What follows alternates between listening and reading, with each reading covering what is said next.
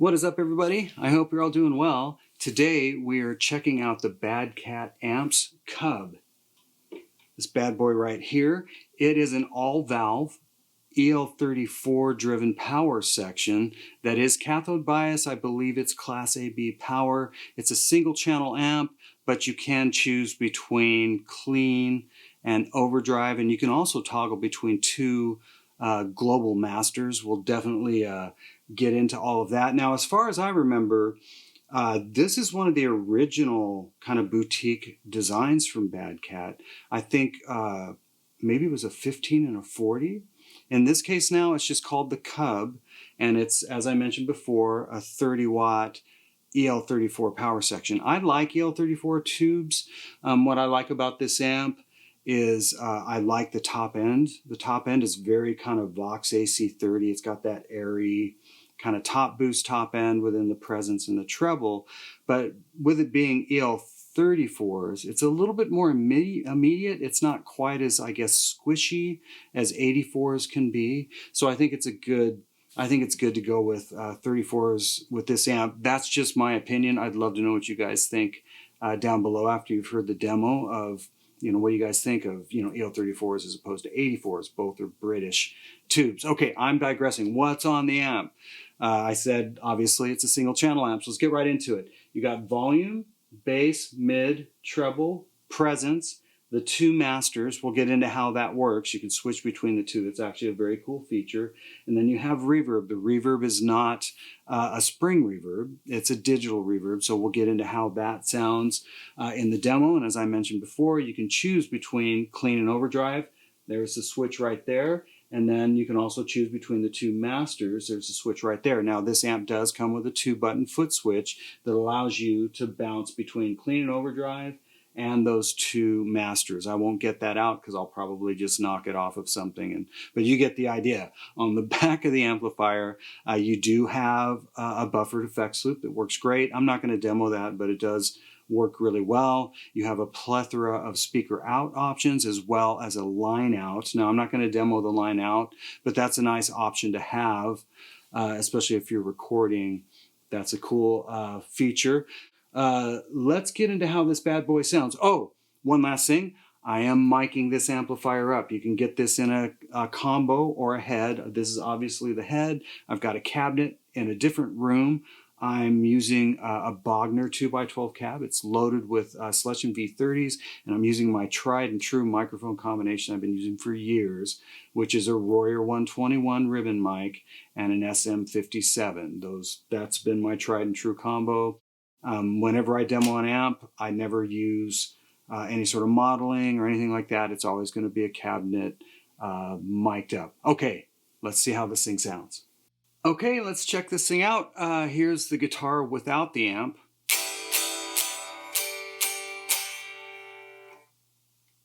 Here's the amp.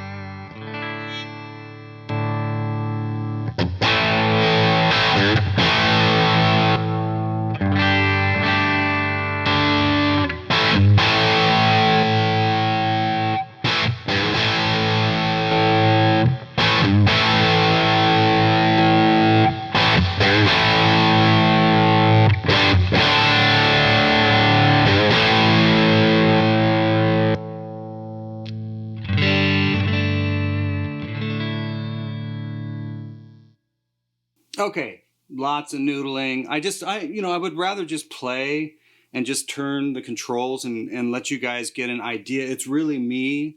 Honestly, I'm just tweaking things as I go, as I hear the amp. And in this case, that's what I always try to do, whether it's an amp or a pedal, is just sit and play. Let's turn some controls. There were certain things you saw me do immediately as I turned up volume or gain, regardless of the clean or overdrive channel. I will inherently turn down bass because it's going to make it sound tighter. And that's kind of part of, I guess, a lot of vintage circuits. I mean, for the most part, unless it's a super modern circuit, I'll always know just intuitively to turn down the bass. The presence is really beautiful on this thing.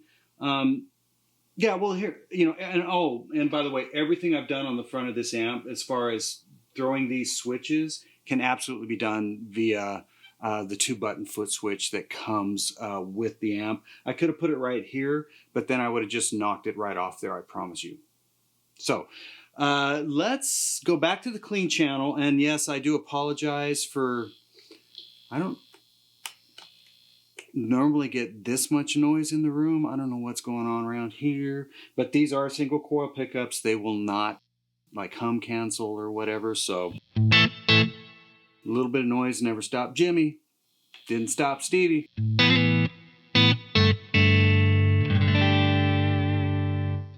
Okay, to my ears, the bass control is not what I would consider interactive. Okay, so I'm just going to sweep that really quick.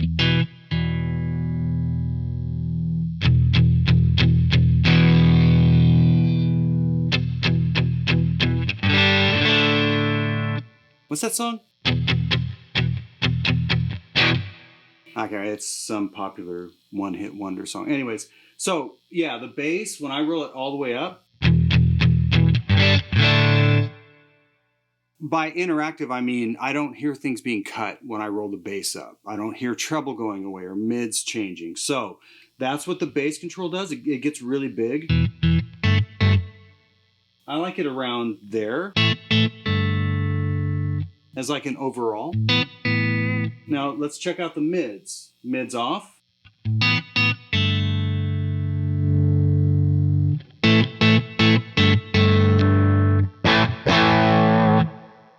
Same thing with the mids. That's kind of a fat circuit. I like the way that mid circuit sounds. It does create gain. Let me turn the reverb down. It does create a little bit of gain, but once again, I don't hear like this massive shift in how everything is shelved when I turn mids up and down. I'm a big fan of a mid circuit, especially when it, will create some amount of gain. Like I was doing that when I was just playing, right? Good sounding circuit. I don't think it's interactive, not to my ears. Here's treble all the way off. All the way up. Now the treble circuit to me does seem more interactive. In other words, as you crank it, lows go away.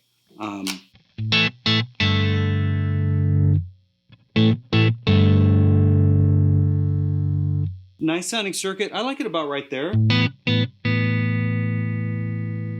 then I kind of go back and forth between treble and bass to balance it.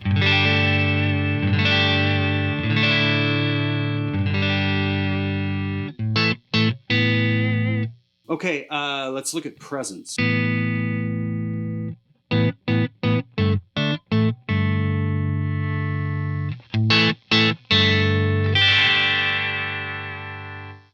Presence for me, especially doing sessions or especially as stacked as that performance was, there's a lot of guitars in there, especially a couple clean guitars, the 12 string, this guitar.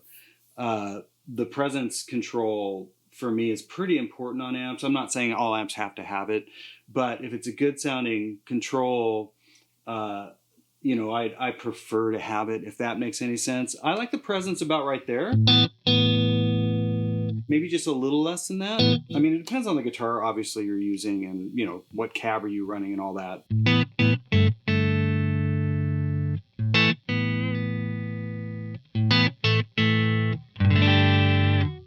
That's a nice tone right there, neck position, right? I just turned the bass down because I love it in the room, but I know that won't fit in the track.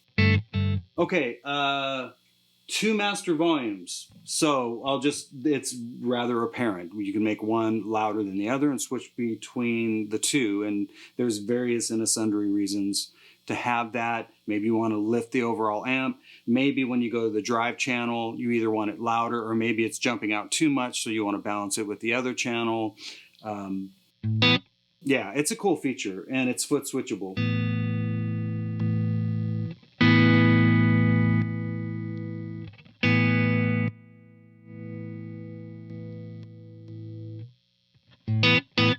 Yeah, so it's just a nice, yeah, like I said, it's a cool feature. It's very utilitarian, and I'm always happy to see that, especially from a live performance perspective. Not so much, obviously, if you're recording, but if you're playing live, that can be a lifesaver. So that's a cool function.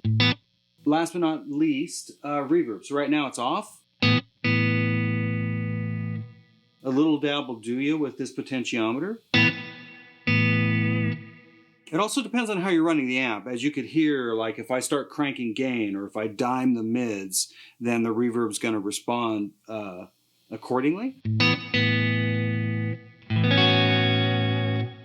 I think it's a nice sounding reverb. My only, and it'd be very nitpicky, is that maybe it's a little bit long, but that, once again, that's very subjective. Some people like a longer verb. Sometimes I prefer a longer verb because I'd rather have that than be cranking so much verb in a mix to make it apparent. Sometimes a longer verb is going to work better in a mix, but it's a nice sounding verb. So if we dime it, I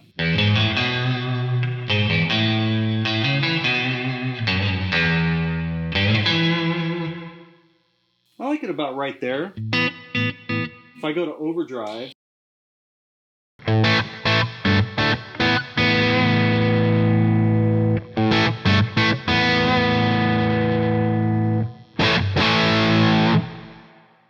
it's like it's a brighter verb, but it sounds cool. I guess it kind of sounds like maybe plate or something.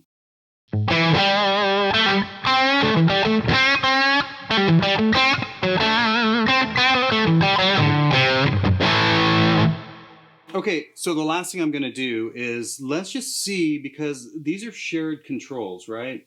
So if you're bumping back and forth between clean and then that overdrive, I think the thing to do, or what I would do, in my opinion, is I would have pedals that I would, use to kind of get things where I need them. But in this scenario, there are no pedals. We're running straight to the amp. So let's just see what we can come up with, or I shouldn't say we because it's me, but I like that clean tone, right?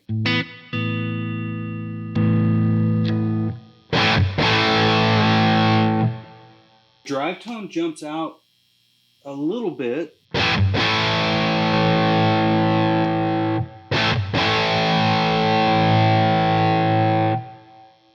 So, I mean, I could balance it, but for the most part, you're going to want that overdrive to hop. It's going to be your solo thing, right?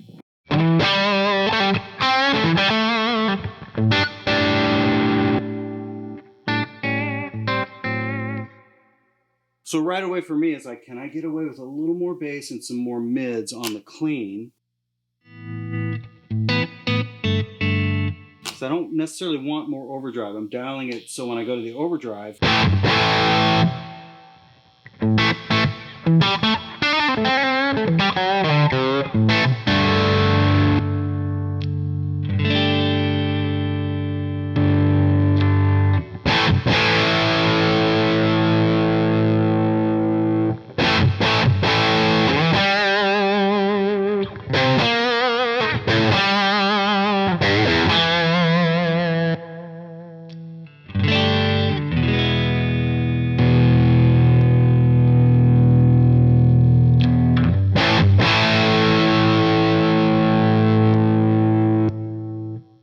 so now in this case, I'm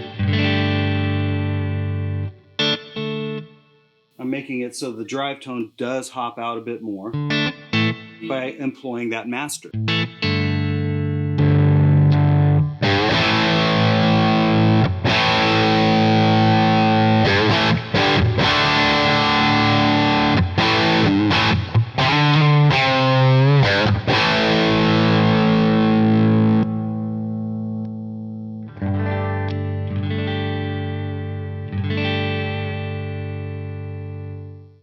Okay, cool. Hopefully I haven't missed anything. That is the BadCat Cub. So if you've got any further questions about this amp, as I always say, please go to the website, the BadCat website, and check it out there and ask your questions there, because I didn't build this. But thanks so much for watching. I really appreciate it. Let me know what you guys think of this amp. I think it's a cool little amp. BadCat has been around for a long time. They build good stuff. So yeah, as I said before, thanks so much for watching, and we will see you next time.